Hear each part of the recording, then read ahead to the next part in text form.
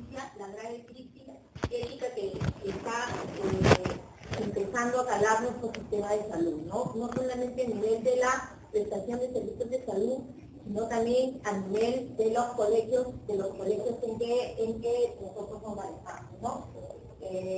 Acá llegaron los tiempos en los cuales el médico de cabecera era alguien que tenía mucho respeto en la sociedad, y ahora estamos con bastantes fisuras que probablemente esta crisis, si la sabemos aprovechar bien, nos sirva de una oportunidad para reestructurar la ética médica en el país.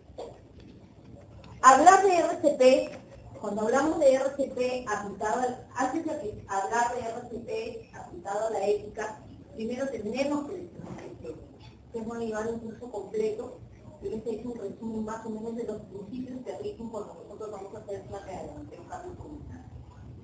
Las guías de la AJA del 2010, las guías de RCP del 2010 y del 2015 casi no han variado mucho, ¿no? En relación a los estándares que se utilizan cuando o no ejecutar la reanimación cardiopulmonar.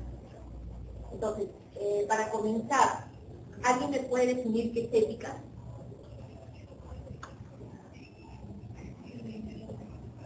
Pues de acuerdo a lo que dijo Henry, ¿qué es la ética?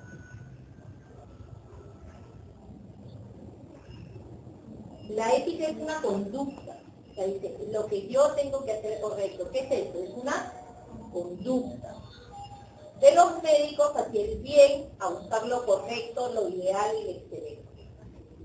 Es como un ejemplo, un paciente de 84 años con enfermedad renal terminal en hemodiálisis, que llega chocado a la emergencia, ¿no? Llega chocado a la emergencia,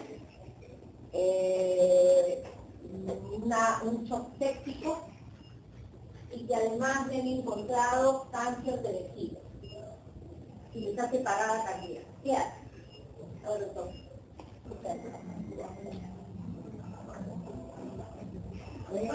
tiene razón. Lo que pasa es que ninguno ha configurado los tiempos en los que igual van a hacer su partido. Las normas generales en RCP dicen, lo primero, yo no sé si el paciente tiene cáncer o qué tiene. Lo que me llega es un paciente en parada cardíaca. La norma dice que ejecutar RCP. Eso es lo que dice.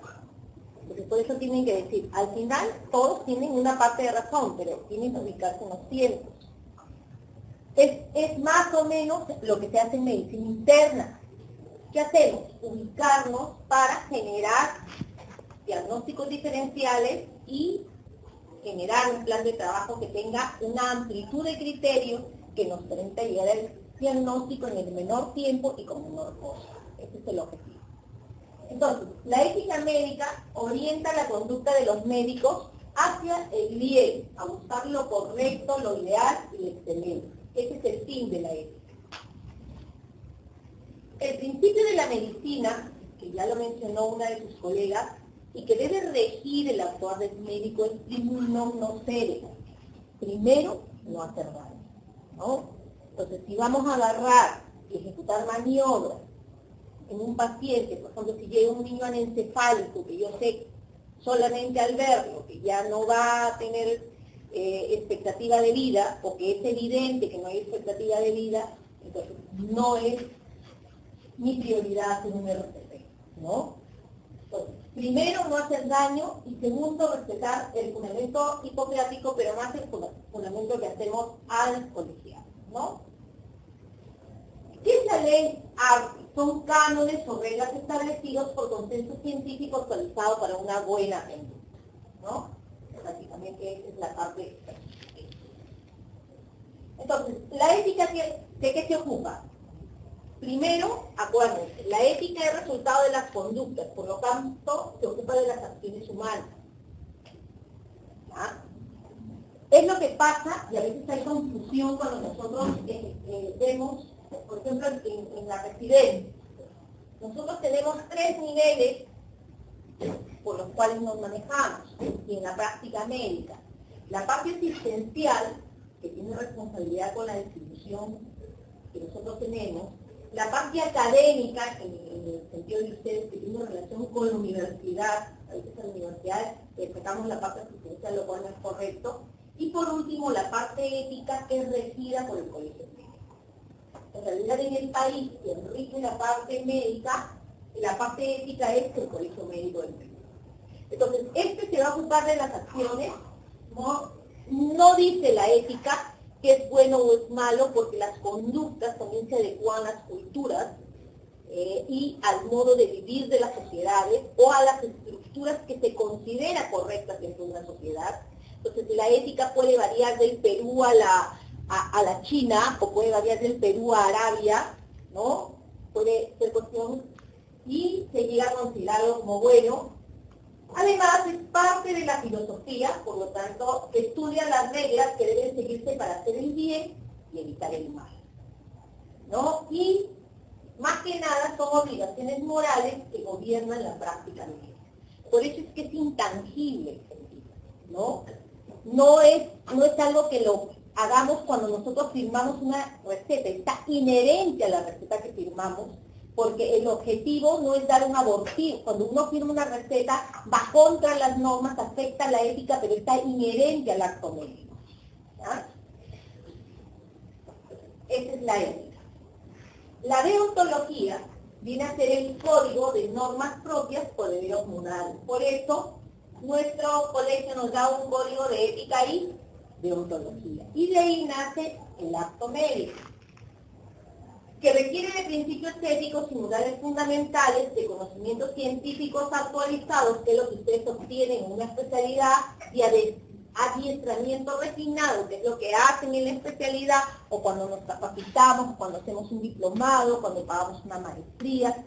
Nosotros estamos adiestrándonos a un fin. Por eso es que hay una raya muy fina en la ética. ¿Por qué? Porque si yo me formé para ginecólogo y termino haciendo lifting de cara, o sea, no tengo el adiestramiento para el cual fui formado, y por lo tanto, indirectamente, en mi acto médico estoy violando la ética médica. Porque no solamente tengo que tener códigos morales, sino que además tengo que tener adiestramiento para lo que voy a hacer. Ustedes están vendiendo, cuando uno hace un acto médico, vende un producto, y el producto que venden ustedes es salud, y la salud es sinónimo de calidad. Y todo eso está enmarcado dentro del acto médico. Entonces, yo tengo cirujanos que de repente no tienen la experiencia, se meten a hacer eso.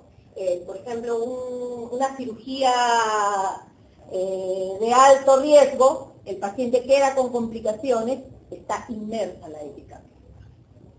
Ahí, punitiva, o sea, no hay quizás delito, pero hay, éticamente, no estuvo adiestrado para hacer el acto médico. Entonces tiene que ver el adiestramiento refinado y las acciones responsables, ¿no? A veces nos participamos bastante para que nos unamos. ¿Qué factores están relacionados con la ética? Lo que les decía, aspectos culturales y religiosos. Esto hace que de una sociedad a otra tengamos aspectos diferentes de mirar. Por ejemplo, la iglesia en nuestro país, ¿qué dice con respecto a la píldora del día siguiente? Para ellos no es ético entregar la píldora del día siguiente. Por otro lado están los científicos que dicen, no es un abortivo, para mí sí es ético porque no viola mis normas dar la píldora del día siguiente. Entonces, entra dentro de la ética factores de aspectos culturales y religiosos. Otro aspecto que entra son los marcos legales. Por ejemplo, en el Perú hasta ahora está prohibido el aborto. Entonces, hacer aborto es antiético, porque está dentro del marco legal. La dinámica familiar, los aspectos psicológicos y la capacidad de decisión del paciente. En los últimos años, y hace un mes más o menos, se ha realizado un congreso de consentimiento informado del paciente. En los últimos años el paciente ha ganado espacio en la decisión que tiene con respecto a su terapeuta. Y la decisión de decidir qué hace con el diagnóstico que nosotros le damos.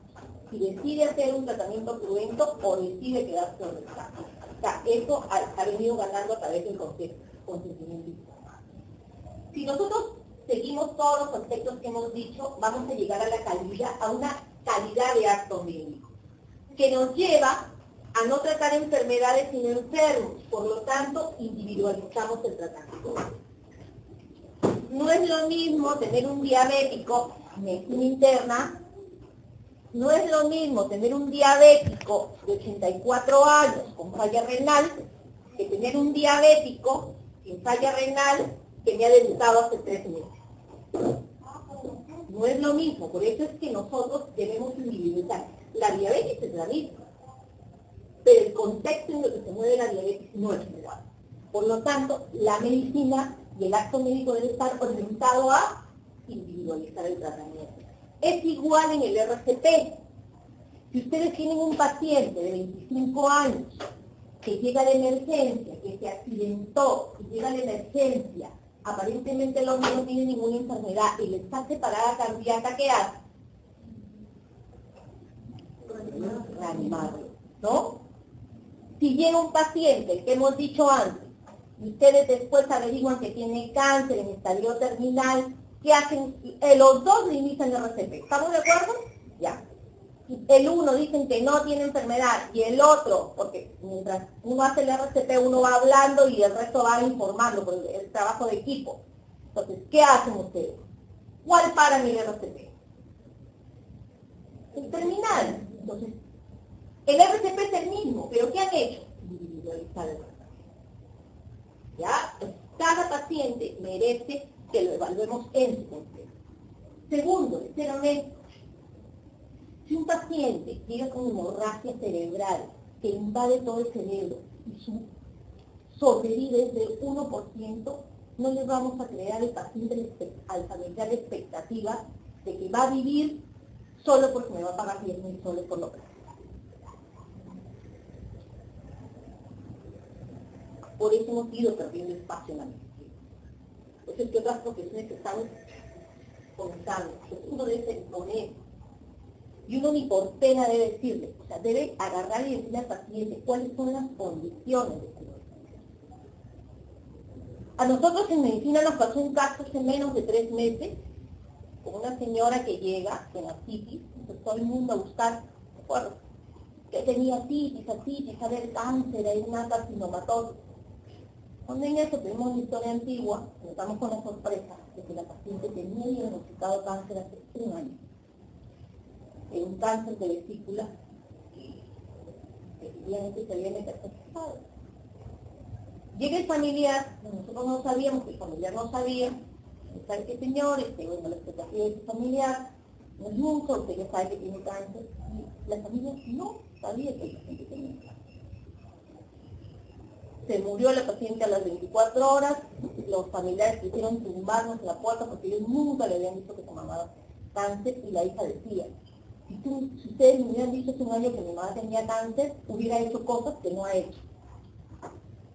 Entonces, por lo tanto, debemos ser honestos con lo que hablamos. No solo en cuestiones de dinero, sino en expectativa de vida. Todo el mundo tiene derecho a saber qué hace con su vida y cuándo le toca la muerte. Ni por pena hay que ocultarle. Nuestro deber ético es informarle al paciente. A veces la familia no le quiere informar. Pero si ustedes revisan las normas del país, dice que tu deber es informar al paciente. Segundo, ser imparcial. No porque llega, acuérdense que en la medicina llega, por ejemplo, alguien con el que te peleaste, no, mejor ni le hagas, o sea, tiene que ser frío, la medicina es fría, porque somos científicos. Otro, ser competente. Y esa es la parte muy importante que tiene la formación de la medicina. Si te sacan bacán, pero tengan la seguridad que la habilidad y la competencia se las da la práctica. La práctica hace el maestro. La única manera de aprender y tener un buen perfil es practicando. Y la mejor oportunidad que tienen ahorita es hacer su trabajo. ¿Qué es pesado? Yo soy residente. ¿Es pesado? Es pesado. ¿Que es duro? Es duro. Que a veces es injusto tal vez, ¿no? Pero créanme que si les exigen, aquel que le exigen termina siendo mejor que aquel que se la pasa vagando por ahí creyendo que nos saca la vuelta. en serio, y los hace más competitivos. Quinto, mantengan su prestigio. Porque tengan la seguridad que le dicen a la cuarta que los chapan que son tramposos, los pacientes se pasan la voz. Es cierto, aquí ahorita, y hay médicos cualquier cantidad fuera, sé que el mercado está copadito. Cuiden su trabajo, tienen que entrar, buscar el bienestar de la persona. El objetivo de la medicina, de los que nos hicimos médicos, porque queríamos ser médicos, es buscar el fin de mejorar la salud y conservar la vida de la persona que deposita su confianza en nosotros. Ese es el objetivo del médico. Y les voy a decir, como decía el presidente Paraguay, en política decía, ¿quieren plata? Sean negociantes. Igual, si quieren plata, busquen otro negocio. Porque la medicina, y mucho más en las condiciones que vivimos ahora, es mucho más difícil. Pero además hay una cosa que yo creo que es consoladora, que cuando uno se dedica a su trabajo, hace bien su trabajo, termina siendo exitoso en lo que hace. Yo creo que ese es el secreto más grande. ¿Ya? Entonces, esto nos da calidad del acto médico. ¿Cuáles son los principales objetivos éticos? Primero, debemos luchar por conservar la vida. Si no se puede conservar la vida, primero, conservar la vida. Segundo, conquistar la salud.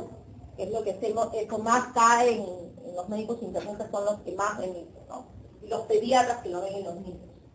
Más importante que la vida, y eso no hay que olvidarnos, porque ustedes van a pasar a un perfil epidemiológico distinto al que hemos vivido nosotros, porque nosotros hemos estado en un perfil transicional entre infecciosas y crónicas, ustedes más se van a crónicas, y lo que es peor, se van a crónicas en adultos mayores. La población está envejeciendo. La pirámide poblacional se está invirtiendo. ¿Verdad? Entonces nos va a importar más que conservar la vida, conservar la calidad de vida del adulto mayor. Lo otro, debemos también tener claro que hay momentos en que ya no podemos. Todos somos finitos, en algún momento vamos a morir. Debemos garantizar a una persona una muerte digna. No que se muera porque nosotros nos equivocamos, que se muera porque tal vez toca morir, ¿no? Y siempre hay que tener una buena relación con los pacientes, con el familiar. Cuando el familiar ve que tú te esfuerzas por su paciente, y su paciente se muere, no te pelea, ¿o no? Te agradece. A pesar de que su paciente ha fallecido. ¿Por qué? Porque vio que tú estabas preocupado por él, hiciste y que buscaste todo lo posible. Pero si él ve del desdén en tengan la seguridad que los van a denunciar una y otra vez. Porque nadie acepta la muerte de un familiar. Sea injusto, injusto. Y el problema no es el juicio, el problema es lo engorroso que está afrontar una situación así. Debemos interactuar con los siguientes valores. Primero, la verdad, ya hemos visto la honestidad, la justicia, integridad, respeto y más que nada, la responsabilidad. Esto es la parte de la ética que debe gobernarnos para hacer nuestras acciones médicas, ¿no? Vamos a ver lo que es el RCP y cómo entra la ética en un RCP de calidad, ¿no? La bioética médica se ha definido como la aplicación de los principios éticos que ya hablamos a la toma de decisiones asistenciales. Entonces, cuando nosotros vamos a poner un catéter, cuando vamos a meterlo a máquina, todo en nuestro acto médico significa tomar decisiones. Todo. Cuando vamos a hacer una punción lumbar, cuando vamos a decir no lo reanimes, todo significa tomar decisiones. Y esas decisiones deben estar enmarcadas en los principios que hemos mencionado antes. Eso se define como bioética médica. ¿No? ¿Cuál es el objetivo? Y hemos dicho, mejorar la calidad de la asistencia. Y esa es la razón por la que se crean las escuelas de especialidad, ¿no? Ese es el objetivo de esta facultad. Bioética, calidad asistencial, dentro del respeto y responsabilidad, logra humanizar las vidas. ¿Cómo va la ética y el RCP? Hay una asociación fácil y hemos visto los principios de la ética. ¿Cuáles son los objetivos de la RCP? Primero, preservar la vida. Segundo, restablecer la salud. Tercero, limitar las secuelas y discapacidades. Y cuarto, respetar las decisiones individuales, derechos y privacidad. ¿Ah? Entonces, en el caso del accidentado, ¿cuál sería nuestro objetivo?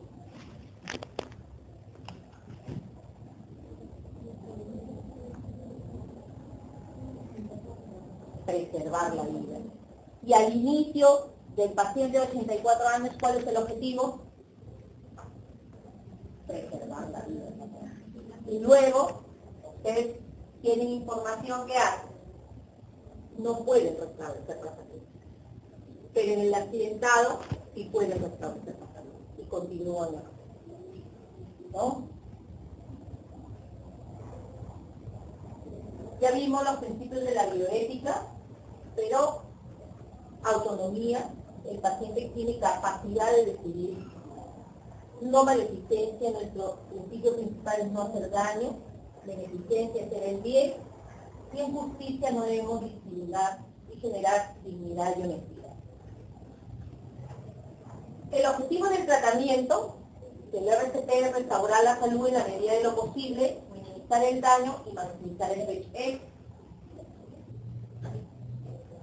¿Cuál es la diferencia entre una emergencia y un servicio de hospitalización? ¿Qué cambia? Yo tengo dos internistas, uno en emergencia y uno en servicio de hospitalización.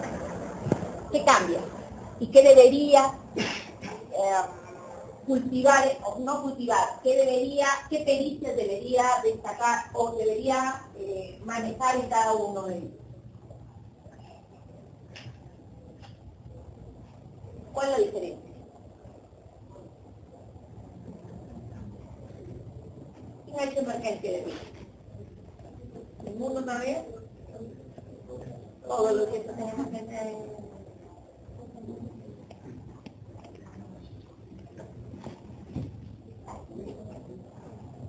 ¿Cuál es la diferencia?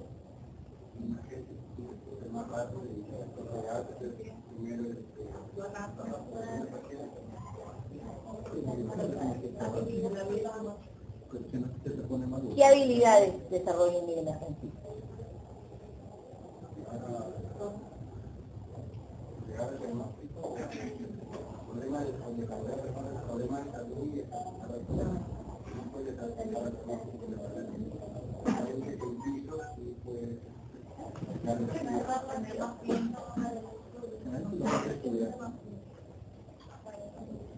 En realidad la gran diferencia, y a veces confunden las especialidades entre emergencia, justo la vez pasada como estaba con un colega UCI, emergencia y medicina, son totalmente diferentes. ¿Cuál es el objetivo de la emergencia? Estabilizar y evitar que el paciente se muera. Ese es su objetivo. ¿Qué maneja? Tubo, catéter, o sea, maneja la emergencia. Evito que se muera. Hospitalización busca la causa que lo llevó a la crisis de la vida para tratar de mejorar y preservar la salud. Si hay recuperación, una recuperación. Los intensivistas, ¿qué hacen? Estabilizan la emergencia que el otro paró. Eso es lo que hace el intensivista. Todas las tres especialidades tienen su foco y tienen su fin. Es el que discutíamos y decíamos, hay internistas que tienen alma de intensivista, a lo mejor no he hecho medicina intensiva, pero en realidad cada uno tiene su rol. Cada uno tiene que saber, uno debe saber algo de todo, pero debe estar bien enmarcado en el rol que le toca. Entonces, ¿cuál es el principio de utilidad? Intervenciones que probablemente no producen ningún beneficio significativo para el paciente. Por ejemplo, ya, el paciente que dijimos, agarran, lo salvamos, el paciente de 84 años lo salvamos, le ponen catéter, lo meten a máquina, ¿qué tenemos? Es utilidad médica. Porque las intervenciones no produce ningún beneficio significativo para el paciente. ¿Estamos de acuerdo? Transamin en hemorragia digestiva. Demuestren en qué guía y en qué estudio está probado que el transamin debe usarse en hemorragia digestiva.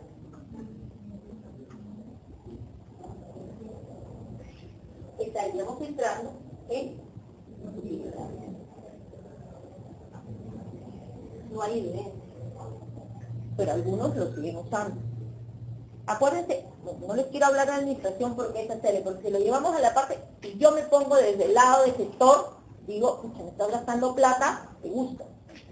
Porque la futilidad me está gastando plata sin ayudarme a mejorar la calidad de vida. No tiene propósito útil, es un tratamiento inefectivo. Cuantitativamente hay que ver la supervivencia, la fisiología de lesión y cualitativamente debemos ver la calidad de vida. ¿Cuál es el principio de futilidad en RCP? Primero, tenemos que ver el tiempo. Ya han llevado clases de RCP, ¿no? ¿Qué pasa si ustedes no saben cuánto tiempo ha pasado desde la parada hasta que se inicie el RCP?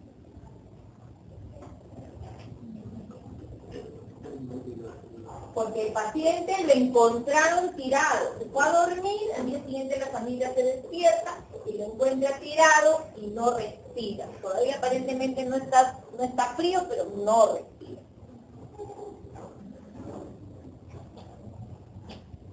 O el paciente joven se cayó, no se dieron cuenta y de repente lo encuentra un familiar. Es muy importante desde que inicia la parada hasta el tiempo. Porque a mayor tiempo que transcurre, ¿qué pasa? Menor supervivencia y mayores secuelas. Entonces es importante el tiempo. Luego hemos visto la calidad. ¿Ya? En el adulto mayor, ¿va a haber calidad de vida? En el ejemplo que pusimos, ¿va a haber calidad de vida? Entonces, dentro del principio de futilidad también entra ahí, ¿no? Otra cosa, la RCP no es apropiada si no se espera que el paciente sobreviva. Paciente de 84 años con cáncer terminal, ¿esperamos que sobreviva? Entonces, ese es el principio de futilidad. No hay obligación de ofrecer tratamientos que no beneficien al paciente. Señora, compre su transamin para ponerle. Estamos haciendo gastar a la señora en la calle. ¿Es útil para su tratamiento? No. La futilidad terapéutica debe ser compatible con una buena práctica clínica. Dentro de lo que es un proceso de liberación, hay que ver información y lo más importante, todas las acciones que van a discutir tienen que discutirlas con la familia. Si el paciente está despierto, el paciente tiene que participar. Paciente, familia, sí. Eso los va a salvar de un montón de problemas médico-legales. La autoridad ética para emitir juicios de futilidad corresponde al personal médico. Por lo tanto, debe haber una atención profesional. Y hemos visto en el enfermo terminal como demencia senil avanzada, estado vegetativo permanente, fallo multiorgánico mayor de 60 años. Hemos visto que nuestro paciente viene en shock séptico, por lo tanto está disfuncionando. O una puntuación SOFA mayor de 10 por mayor de 5 días, no está indicado la relatación cardiopulmonar. No tiene mucho sentido. ¿Cuáles son las indicaciones? Primero, el RCP es inesperada, es potencialmente reversible porque la dejamos de hacer y hay que ver el equilibrio beneficio-riesgo siempre. Ya saben que morir es un proceso natural y la parada cardíaca es un suceso, es una emergencia médica. Los criterios diagnósticos son la falta de pulso y respiración, es un acontecimiento súbito según la estabilidad relativa. Se dispone de posterior tratamiento médico apropiado y es posible mejorar la causa subyacente y la RCP tiene una probabilidad realista de éxito. Mientras más temprano se haga, es mucho mejor. ¿Cuáles son las indicaciones? Debe iniciarse en forma precoz, es lo que decíamos cuando les pregunté qué hacíamos con este paciente. Ustedes no conocen el diagnóstico, no conocen el pronóstico, y encuentran un paciente en parada, inician la RCP. No, una vez que van recabando información, no paran la RCP para ir a hablar con el familiar. La RCP es un trabajo de equipo. ¿Ya? Doctor, mire que es un enfermo terminal. Perfecto, paran la RCP. ¿Ya? La RCP inmediata puede duplicar o triplicar la supervivencia. Segundo, solo con compresiones torácicas es mejor no realizar nada. Tiene que ser un ciclo completo, que eso ya les deben haber explicado. Si la RCP previa a la desfibrilación, la supervivencia disminuye en 3 a 4% por minuto. ¿Ya? Entonces, ¿dónde van a iniciar el RCP? En todo paciente que tenga parada cardíaca. ¿Cuándo no se debe iniciar? Por ejemplo, cuando un paciente viene a la emergencia y les informa que el paciente dijo que no quiere reanimación cardiopulmonar. Actualmente sí hay gente que deja escrito no quiero reanimación. Hace parada y ustedes tienen la obligación de no hacer reanimación porque hay una decisión expresa del paciente a no ser resucitado. ¿No? La aplicación del RCP no está de acuerdo con los principios de beneficencia y no maleficencia. Signos indiscutibles de muerte, si lo encuentran rígido, lívido, frío, ¿no? Decapitación, bueno, y órdenes de no reanimación, ¿no? Cuando también la aplicación conlleva riesgos de graves objetivos para el reanimador y perjudicar a otros afectados con más posibilidades de supervivencia. Por ejemplo, que Dios no quiera, llega un accidente horrible y le llegan 50 pacientes a emergencia, todos en estado crítico. Y tienen 10. ¿Qué tienen que hacer? Priorizar.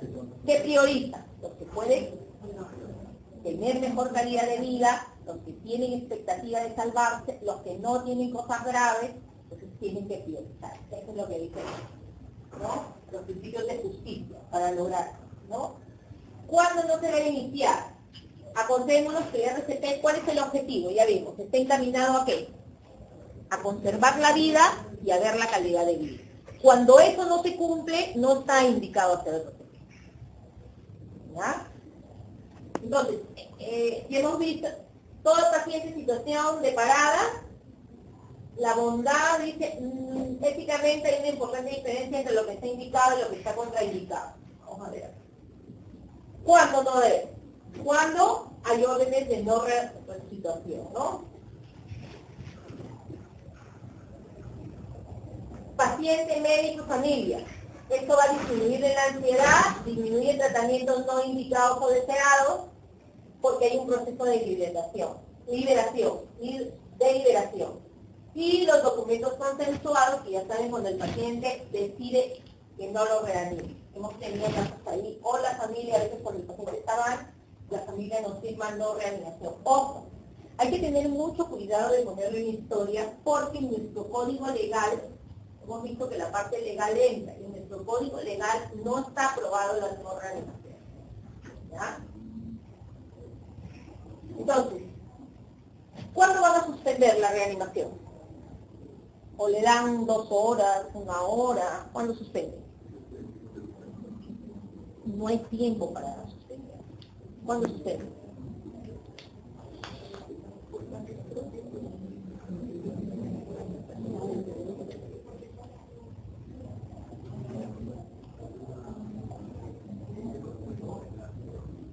Se dice que más o menos cuando uno está en una sistolia más de 30 minutos, el riesgo de supervivencia, ¿ya? Y el riesgo de daño cerebral y hepático. Que ahí ya tienes que parar. Entonces tiene que ver el tiempo transcurrido,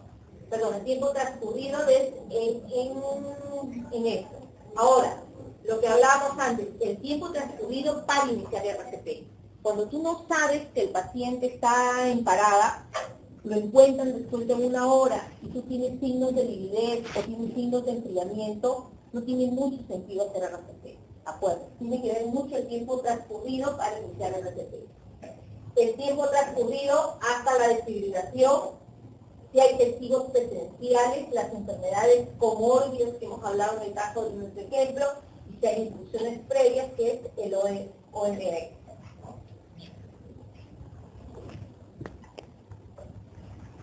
Entonces, ¿cuándo suspendemos también? Si hay una recuperación espontánea y entramos en ritmo sinusal, paramos el RCP, ¿no? Cuando no hay indicación de RCP y hemos dicho por voluntad previa, por situación irreversible, con más de 10 minutos de reanimación, de más de 20 minutos sin causa reversible y agotamiento o riesgo de peligro para el equipo, como hemos visto antes, ¿no? Dentro de los aspectos éticos, se producen en diferentes entornos, hay distintos tipos de reanimadores, de acuerdo al tiempo de actuación y el tipo de paciente. En otros países, y la idea era hacerlo un poco en nuestra región, que no logramos hacerlo, es que toda la población debería manejar el RCP básico, de tal manera que pacientes de parada cardíaca, si ustedes ven, mientras más temprano yo agarre y ejecute un RCP, imagínense, le da un impacto a un señor en la iglesia, en una parada. Llaman a los bomberos, mientras vienen los bomberos, que el tráfico no lo deja pasar, mientras llegan pasaron 15 minutos. ¿Qué hubiera pasado si a los miembros, al común de las personas le enseñamos RCP básico? O en la iglesia hay un desfibrilador automático. ¿Cuál es el promedio de supervivencia? ¿Mejoraría la calidad? Por supuesto que sí, ¿no? Actualmente hemos puesto desfibriladores, ustedes pueden encontrar desfibriladores en Saga, en Ripley, en los centros comerciales, aunque no los vean, deberían estar expuestos. Pero hay una ordenanza municipal que obliga a los locales con mayor de 500 personas y los cuales hacen bailes o aglomeran muchas personas, tener un desfibrilador por paradas cardiovasculares, que se ha visto que ese es el riesgo que se da para paradas inesperadas. Se finalizan los esfuerzos con paro hospitalario cuando no hay unos profesionales adecuados, cuando no se restablece la circulación completa después de 3 ciclos de RCP, y a través del análisis de DEA, en base a esto se implementó los desfibriladores en zonas de alto flujo de personas y no se han administrado descargas de DEA, ¿no? Hay dos cosas que nos pueden pasar, como les digo. Una cosa es que el paciente tenga parada en el hospital y otra cosa es que tenga parada extrahospitalaria. Cuando tienen paradas extrahospitalarias, todos deben iniciarse RCP básico. A menos que sea un terremoto, pues está cayendo la iglesia y no me voy a poner a darle rehabilitación pulmonar al paciente, ¿no? No, pero la doctora me ha dicho que está en parada, que tengo que darle alimentación, está bien, pero no tienes que poner en peligro tu vida. O sea, hay que ver las situaciones de peligro y eso lo que en extrahospitalario hay que tener cuidado, el paro no es presenciado con ninguna persona, no hay un testigo presencial en práctica de RCP, no se restablece la circulación espontánea después de finalizar los cuidados básicos y no se ha administrado el caso. En estos casos no hay un buen pronóstico, ¿no? ¿Cuáles son los indicadores de pronóstico de pacientes adultos tratados con hipotermia terapéutica post-paro cardíaco? Se dice que una de las complicaciones, primero que presentaron en las guías de reanimación en el 2010, es que decía que someter a un paciente a un proceso de hipotermia inducida mejoraba los indicadores para lo que es el manejo post-paro cardíaco, ¿no? Que la información, dice, no es muy concluyente, el médico debe documentar todas las pruebas disponibles de pronóstico en 72 horas después del paro cardíaco tratado con hipotermia terapéutica. Pero se debe usar a juicio clínico, o sea, no hay una evidencia que nos diga sí o sí. En el coma anóxico, hemos tenido varios casos ya en el piso con secuelas importantes. ¿Qué tenemos que ver? Después, ausencia de respuesta pupilar a la luz al tercer día, ausencia de respuesta motora al dolor al tercer día, ausencia bilateral de respuesta cortical a los potenciales evocados, o sea, no hacen potenciales evocados. Y debería retirarse en este tipo de personas el soporte vital, ¿no? En estos pacientes post-coma. Hay pacientes que nos salen después de 20 minutos, pero nos quedan secuelas.